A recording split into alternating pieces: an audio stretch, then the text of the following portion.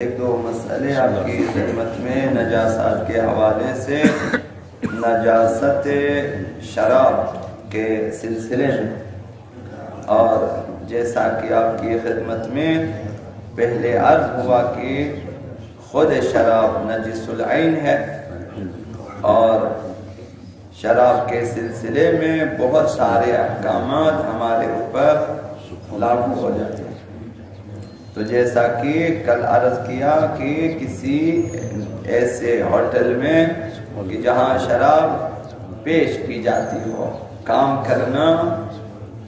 اور وہاں کاریگر کے عنوان سے یا باورچی خانے میں، تو فتویٰ ملا حضرت آیت اللہ سیستانی کا کہ یہ حرام ہے، شراب حمل کرنا اور شراب پیش کرنا یہ وغیرہ حرام ہے۔ آج کا سوال یہ ہے کہ ایک شخص فوٹوگرافر ہے، وہ تصویریں لینے والا ہے، کیمرہ مین، اب وہ آج جو ہیں عام تصویریں لیتا ہو یا پھر ویڈیو بناتا ہو، فوٹوگرافر ہے۔ اب شادی میں یا پھر بعض ایسی پارٹیاں ہوتی ہیں جہاں پہ ان کو بلایا جاتا ہے کہ تصویریں بنا لیں،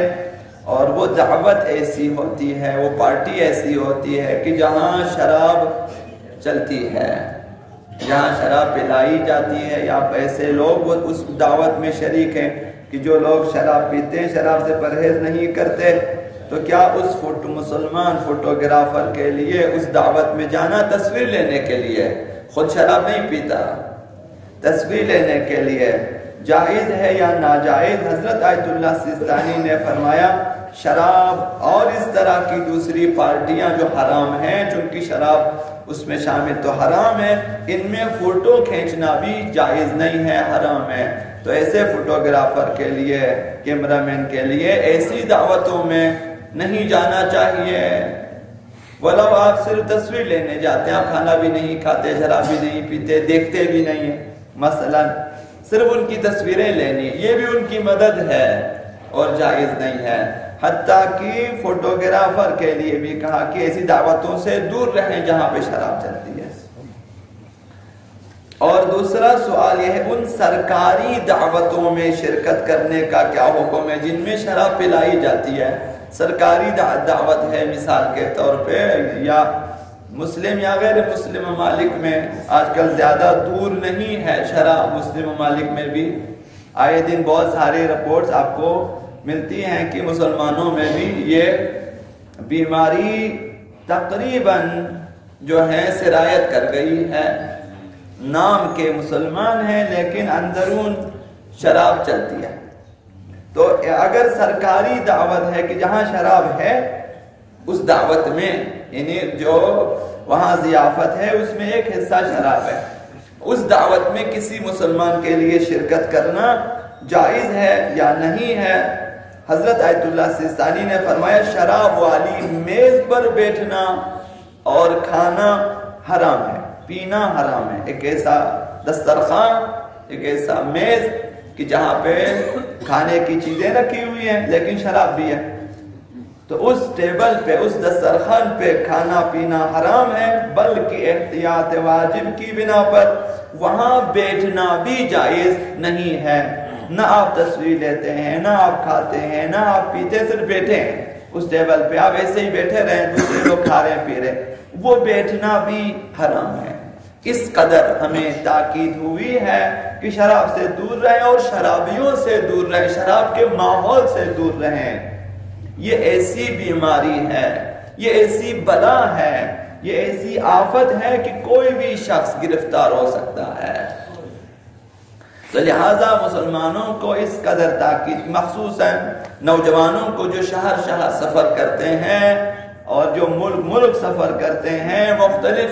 شہروں میں، مسلم غیر مسلم شہروں میں، ممالک میں سفر کرتے ہیں، مختلف ہوٹلوں میں کھانا کھاتے ہیں، ان کے لیے زیادہ یہ چیز احتیاط کے قابل ہے کہ احتیاط کریں، کسی ایسی ہوٹل میں نہ جائیں۔ آج کل آپ بڑی کسی ہوٹل میں کھانا کھائیں، لوگ سمجھتے ہیں کہ ہمارے لیے عزت کی بات ہے کہ